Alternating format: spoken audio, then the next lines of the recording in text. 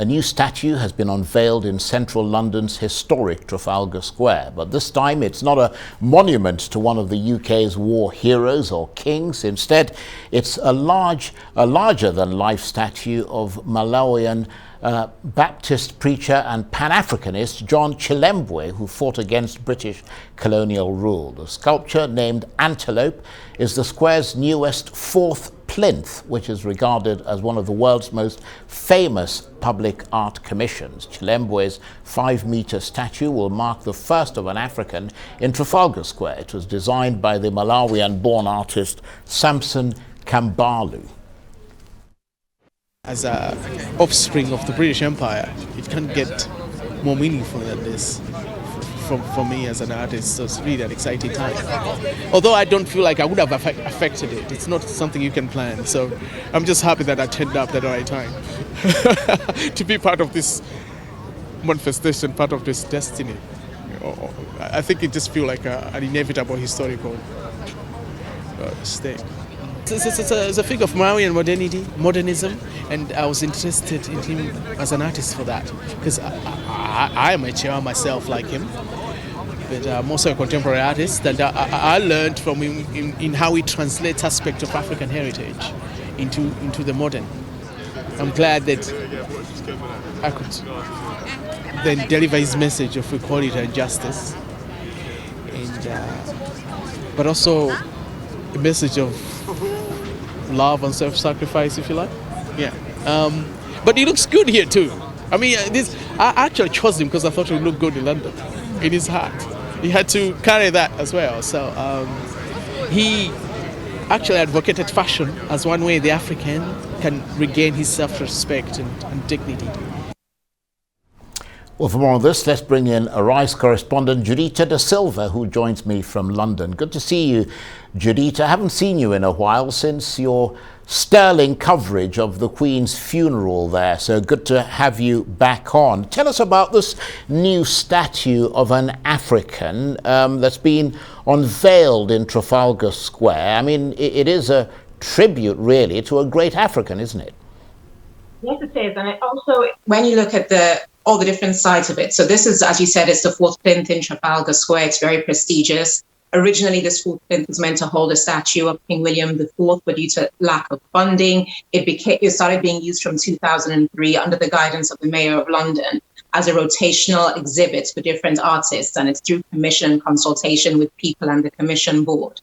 It's the first time an African is getting this. But why it's also unique is because it's showcasing this Baptist preacher who was actually a very important figure in the African uprising for independence, because when historians discuss the key figures, from Marcus Garvey to Mandela to whoever, he actually is one of the first and was the influential points that kind of ricocheted across the continent, but he doesn't get the recognition. Many say it's because of the position of Malawi as a country, one of the poorest countries in the world, and also the perspective of what he did, because he was born in the south of Malawi. He then moved to America, where he was ordained as a Baptist preacher. Then he moved back. And then in 1914, which was the start of the First World War, he took this photograph with a missionary called John Chorley. And that's how you have the two people. That photograph is what Samson Kambalu has now cast in bronze. But what he's done is subvert the traditional power structure you would see through colonialism by making the figure of John Chilembwe stand at 5 meters, towering over Chorley. And the key part of them is them wearing these hats, because it was an unwritten rule that Black people could not wear hats in the presence of white people. So on so many levels, they're reintroducing a conversation about the battle against colonialism and white supremacy by a figure that might be forgotten if it weren't for an artist like Kambalu bringing him back to the forefront of the conversation. Well, it sounds absolutely brilliant. And tell us about that artist, Samson Kambalu. I mean, he is Malawian, isn't he?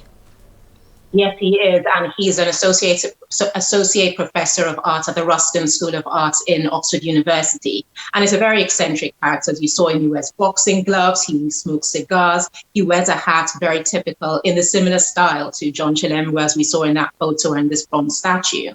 But part of the art that he does, it harks back to his culture in Malawi. And it's it's always influenced by the Naya mask dancers and which is part of the Naya masquerades. And that is a tether he draws to modernism.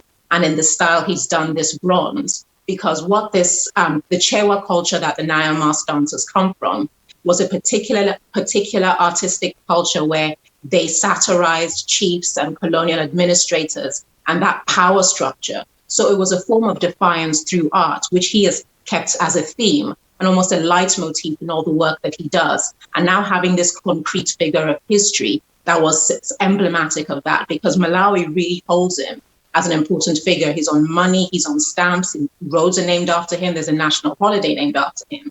So having that thread, even the artist feels like he's reconnecting to such an important person by doing this pivotal piece of art. And you might have touched on this previously, Judita, but how significant is it that this is in Trafalgar Square? Because, I mean, I understand that there have been considerations for other statues to occupy that spot.